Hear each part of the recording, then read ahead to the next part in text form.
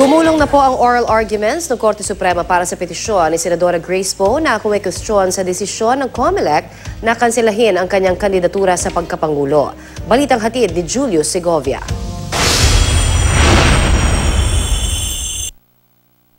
Hindi pinayagan ng mga pulis na makalapit sa harap ng Korte Suprema ang mga taga-suporta ni Senator Grace Poe.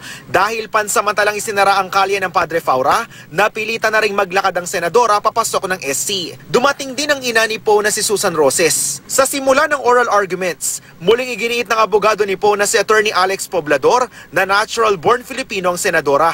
Naabot din daw niya ang minimum 10-year residency requirement para sa mga tatakbo sa pagkapangulo. Alas 3 ng hapon nang umalis ng Supreme Court si Poe para raw dumalo ng sesyon sa Senado. Tiyempo namang ang nagtatanong ay si Senior Associate Justice Antonio Carpio na kumontra sa hininging TRO ni Poe. At isa rin sa tatlong maestradong nagsabing hindi natural-born citizen ng senadora nang bumoto sa Senate Electoral Tribunal. Hindi nag-inhibit sina Justices Carpio at Teresita Leonardo de Castro. Si Associate Justice Arturo Brillo naman naka-sick leave kaya hindi nakadalo sa oral arguments. Ayoko na magkomento ukol dyan.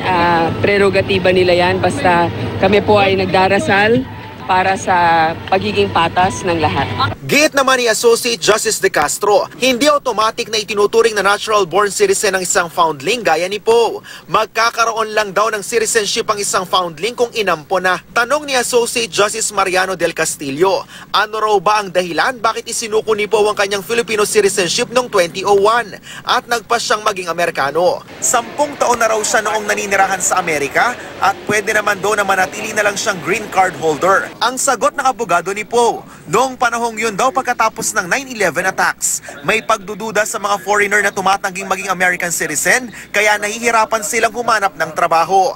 Tanong pa ni Del Castillo, bakit daw gumamit pa rin si Poe ng US passport matapos niyang makakuha ng Philippine passport noong 2009? Sagot ni Poblador, dual citizen noon si Poe kaya maaari niyang gamitin pareho. Yun lang daw, mas madaling bumiyahe kung US passport ang gamit.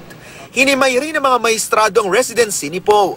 Giit kasi ng senadora, May 24, 2005 siya nang magsimulang permanenteng manirahan sa Pilipinas.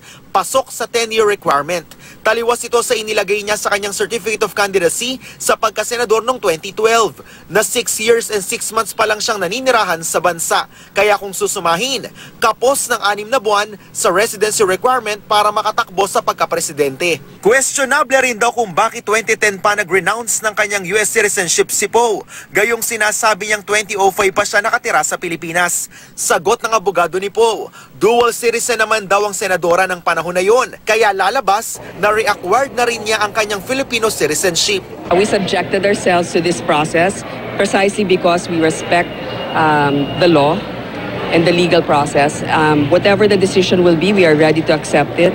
On the other hand, we remain optimistic and we are truthful in our statements. Julius Segovia, GMA News.